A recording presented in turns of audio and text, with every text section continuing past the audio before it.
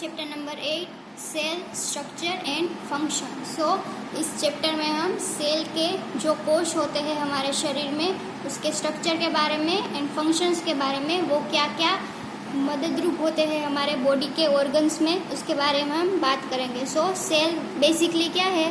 Cell जो units है, कई सारे स्ट्रक्चरल यूनिट जो एक ऑर्गन बनाते हैं, जैसे कि कई सारी ईंटें मिलकर एक मकान बनाते हैं, कई सारी ब्रिक्स के मदद से एक बिल्डिंग बनती है, वैसे ही कई सारे सेल्स यूनाइट होके एक ऑर्गन बनता है। सो हम सेल्स के बारे में बात करेंगे।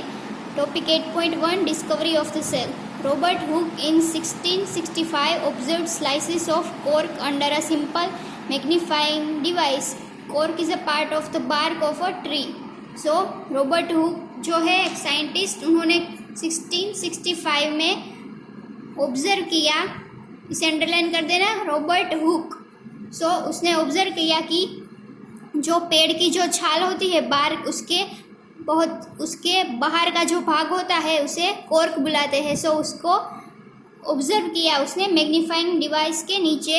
ही took thin slices of cork and observe them under a microscope. He noticed partition box और compartments in the cork slice. So उसने कॉर्क स्लाइस में रॉबर्ट हुक ने ऑब्जर्व किया। सो उसे दिखा कि माइक्रोस्कोप ने उन्होंने देखा कि जो बार्क है उसमें पार्षद यानी विभाग पड़े हुए ऐसे बॉक्सेस के जैसे कंपार्टमेंट है। सी यहाँ पर फिगर 8.1 में आपको दिखाया गया है cork cell as observe by Robert Hooke. So आप देख सकते हैं यहाँ पर कई सारे कंपार्टमेंट के जैसे बॉक्सेस के जैसे रचना यहाँ पर दिखाई गई है। सो ये कॉर्क सेल्स है। These boxes appeared like a honeycomb. He also noticed that one box was separated from the other by a wall or partition. So ये honeycomb में जैसे रचना होती है वैसे ही इसमें भी बॉक्सेस थे कई सारे, एंड सभी बॉक्सेस एक दीवार से एक दूसरे से अलग हो रहे थे। Hook coined the term cell for each box. So Robert Hooke ने सभी एक एक जो बॉक्सेस थे उसे क्या बुलाया? सेल बुलाया। What Hook observed as boxes or cell in the cork were actually dead cells. So ये dead cells थे जो रॉबर्ट हुक ने पेड़ की जो ट्री की छाल जो बार्क होती है, कॉर्क होती है, उसमें ऑब्जर्व किए थे। ये कैसे थे? डेड सेल्स थे। Cells of living organisms could be observe only after the discovery of improved microscope.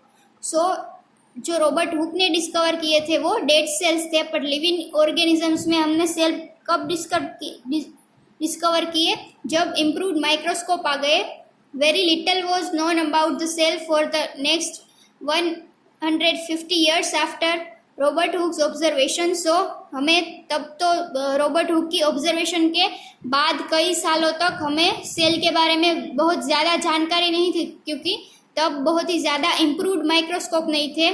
But अभी हमें सेल के पूरी स्ट्रक्चर के बारे में, फंक्शंस के बारे में बहुत ही डीपली पता है, क्योंकि अभी टेक्निक जो है सभी मॉडर्न जो इम्प्लीमेंट्स आ गए हैं, लेबोरेटरी में साधन आ गए हैं मॉडर्न, तो अब हमें सबके बारे में बहुत ही डीपली पता है। Topic 8.2 the cell. Both bricks in a building and cells in the living organisms are basic structural units. The buildings, though built of similar bricks, have different designs, shapes, and sizes. Similarly, in the living world, organisms differ from one another, but all are made up of cells. Cells in the living organisms are complex living structure, unlike non-living bricks. So, bricks जैसे building बनाती है, वैसे ही हमारे body में जो sales होते हैं वो एक ऑर्गन बनाते हैं। सो ये बेसिक स्ट्रक्चरल यूनिट से सेल्स जो है वो, जैसे बिल्डिंग्स में कई तरह की ईंटों का इस्तेमाल करते हैं, कई शेप की और साइजेस की होती है, वैसे ही सभी ऑर्गेनिजम्स में जो सेल्स है उसकी रचना अलग होती है, कई शेप में और कई साइजेस में होते हैं। Cells in the living organisms are complex. So living organisms में जो सेल्स होते हैं वो कॉम्प्लेक्स होते हैं, कंपैरिजन टू जो ब्रिक्स होती है, नॉन लिविंग ब्रिक्स, उनके कंपैरिजन में जो कॉम्प्लेक्स जो सेल्स होते हैं वो कॉम्प्लेक्स यानी जटिल होते हैं। सी आपको फिगर 8.2 में ब्रिक वॉल एंड अनियन पील बताया गया है।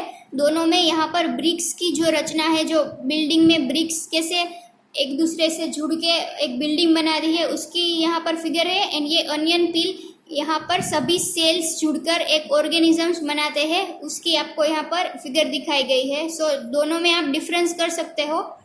The egg of a hen represent a single cell and is big enough to be seen by the unaided eye. So एक जो hen का एग है वो सिंगल सेल से बना हुआ है।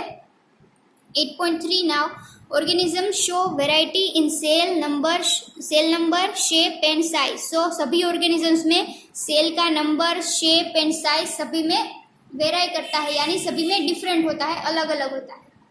How do scientist observe and study the living cells? They use microscopes which magnify objects. Stains are used to colour parts of the cell to study the detailed structure. So scientist microscope की मदद से cell को observe करते हैं, उसे study करते हैं, and जो डाई यानी कलर करने का डाइंग एजेंट्स होते हैं उसकी मदद से वो सेल के पार्ट्स को कलर करके उसे डिटेल में उसका स्ट्रक्चर स्टडी करते हैं। These are millions of living organisms. There are millions of living organisms. They are of different shapes and sizes. Their organs also vary in shape, size and number of cells. Let us study about some of them. So हमारे जो कई तरीके के millions, कई तरीके के लाखों करोड़ों तरीके के ऑर्गेनिजम्स है यानी जीवित प्राणियों होते हैं, एंड उसमें जो सेल्स है उसके नंबर, उसकी साइज, शेप सभी में अलग अलग होती है। सो हम अब उसके बारे में बात करेंगे। So first one is number of sales.